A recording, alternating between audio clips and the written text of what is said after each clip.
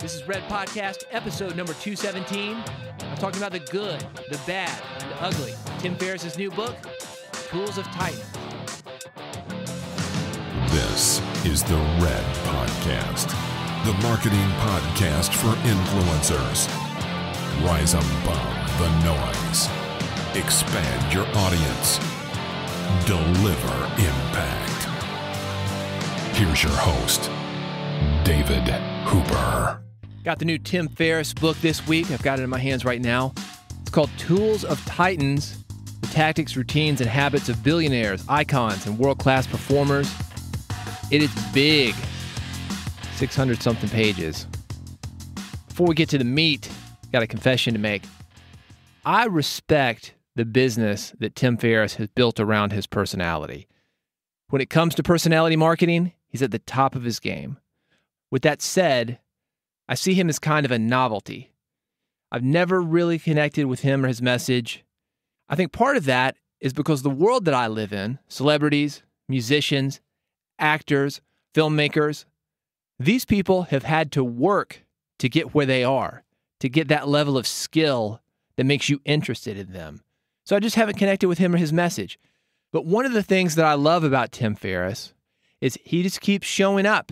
He took one book, The 4-Hour Work Week, and if you haven't read that book, when I read it, I thought it was a mix of Brian Tracy and Dan Kennedy. It's marketing, it's mindset. To me, it had already been said before. So I thought, there's nothing new to this. But he took that idea and he's made a huge career for himself. He keeps showing up. He's like the Bret Michaels of personal development. You know Bret Michaels? He was on Celebrity Apprentice, had a VH1 reality show called Rock of Love. Before that, he was in a band called Poison, had a big hit called Every Rose Has Its Thorn. And Bret Michaels, same type of thing. Showed up during the hair metal years, one album, not that great, kept building upon it. Then he had a few good albums. Then he should have disappeared during the grunge era. Everybody's listening to Nirvana, Pearl Jam, but he's not. I remember I had free tickets to a Poison show. Go out to the amphitheater thinking nobody is going to be there. They were giving away these tickets, or so I thought. I was getting those tickets free because I was in the industry. Go out there, 15,000 people in the audience. It was crazy. You've got to respect a guy who's going to keep showing up even when what he's doing isn't popular. I think Tim Ferriss is one of those guys. He's going to keep showing up again and again and again, and he's done it with this new book, Tools of Titans. Let's get into it. This is the Red Podcast, the podcast for influencers. If you're a blogger, podcaster, speaker, marketer, nonfiction author, or entrepreneur, you want to be like Tim Ferriss. You want to spread that message. You want to make money with that message and influence people. You're in the right place. I'll talk about book publishing, podcasting, speaking, and other marketing elements of your business that you must master to grow and engage your audience. That's what RED stands for. Reach, expand, and develop your audience. So Tim Ferriss, Tools of Titans. As I mentioned, this is a huge book, about 4 inches thick, 600-something pages. You might be wondering, how does Tim Ferriss do it? How can he write a book this big? And that's an interesting thing, and this is something that you might use in your business. More or less, this book is just highlights from his podcast episodes. If you haven't listened to his podcast, The Tim Ferriss Show, it's long. I downloaded a few episodes as research for this episode. The one I'm listening to now, 3 hours long. 75% of your 4-hour work week. So Tim Ferriss has a lot of content to go through, and that is what made it into this book. That's one of the reasons that it's so long. Not a lot of new stuff from what I could find, but it is organized well. There are 3 sections: healthy, wealthy, and wise. If you want to get your health in order, you want to get your money in order, you want to become smarter, just turn right to it. This book is more or less a summary of the big ideas from the people that he's interviewed on his podcast. It's great for pattern matching. It's great for an overview of what people are doing. If you're looking for the big ideas of self-development, this book is full of them. You'll see them come up again and again and again. And because these big ideas are connected to people that you already know, you kind of have the personality and the story behind them. I think that's going to make it easier for you to implement these big ideas into your life. I want to talk about some of my expectations for this book.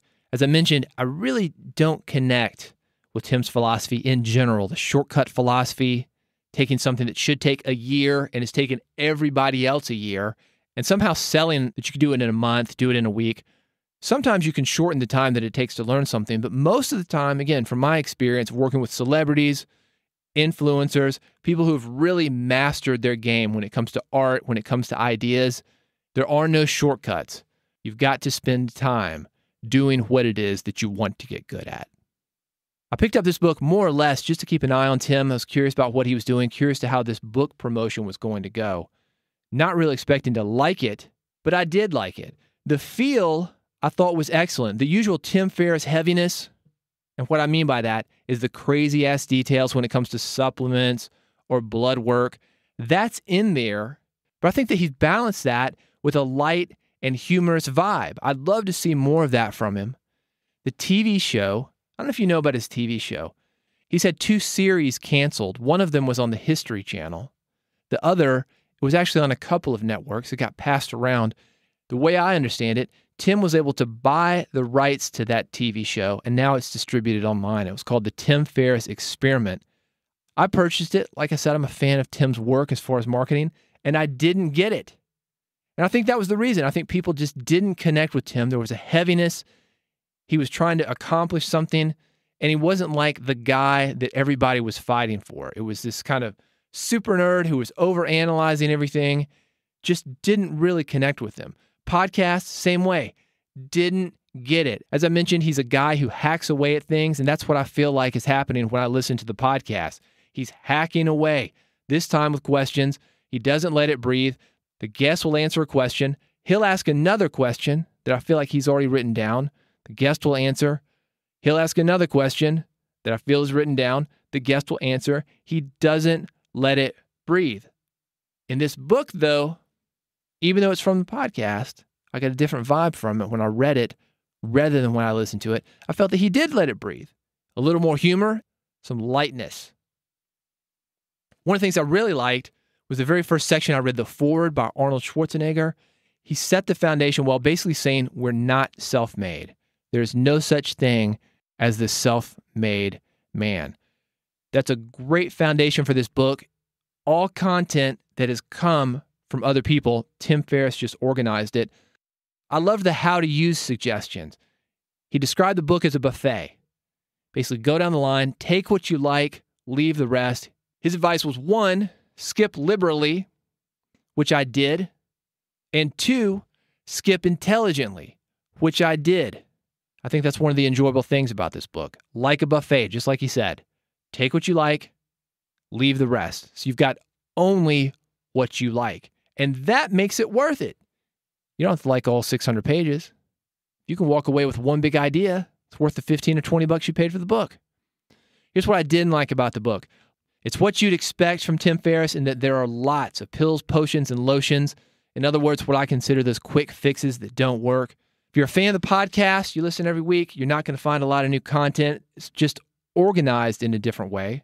In my research for this episode, I listened to 3 episodes of The Tim Ferriss Show and read their corresponding sections in the book. More or less, all 3 of them were transcripts. Again, I think this is a good thing because the Tim Ferriss episodes are long. If you just want the quick answer, the meat, the big idea, the book is the way to go. Sometimes the book is all over the place. Sometimes it complicates things that don't need to be complicated. The sleep chapter, for example, it takes something simple and it makes it complicated. We see this a lot with experts, of people that have really researched something. Doctors, lawyers, they really know their shit. Tim Ferriss is very similar in that I feel that he gets obsessed with something. If he's trying to learn about sleep, he's going to learn all about it. So it's got all that information there, and the reader, you get all this information and you don't know where to start. I feel a lot of the sections are this way. Too much information, which may leave you not knowing exactly where to start. And because of that, you won't start. So the big question, to buy or not to buy? Get it. I say you should get it. The format works well. One good idea will make this book pay for itself many times over. $15 or $20, worth it. Absolutely get it. It's also good for anybody who's studying what Tim delivers. If you want to know what has made Tim successful, this is it. For everything that I've criticized about Tim Ferriss, about the book, there are 10 good lessons for influencers within it. Watch what he does, not what he says. He is a master of self-promotion. Wired Magazine said he was the very best at it, the best self-promoter ever. I think it was P.T. Barnum. It may be Donald Trump, but Tim Ferriss is certainly in the top 10. If you want to know how to do that better, get the book. The answers are in there. If you've read Tools of Titans, I would love to hear your comments. Reach out to me on Twitter. That's the best way to get me, at David Hooper on Twitter. The message goes directly to me. If you've got a favorite section that you think I should check out, let me know. Next episode, what hookers, motivational speakers, and rock stars have in common. Gonna have a little commentary by this guy. Thank you so much for listening to Red Podcast. Visit redpodcast.com to subscribe and make sure that you never miss an episode. One click is all it takes. Doesn't matter if you're on an iPhone, an Android. Get your podcast via the web. One click is all it takes, and you will never miss an episode. Thank you so much for listening, and I'll see you next time. Red Podcast. You've been listening to Red Podcast, the marketing podcast for influencers. Never miss an episode. Subscribe now with your iPhone, Android, or via RSS at redpodcast.com.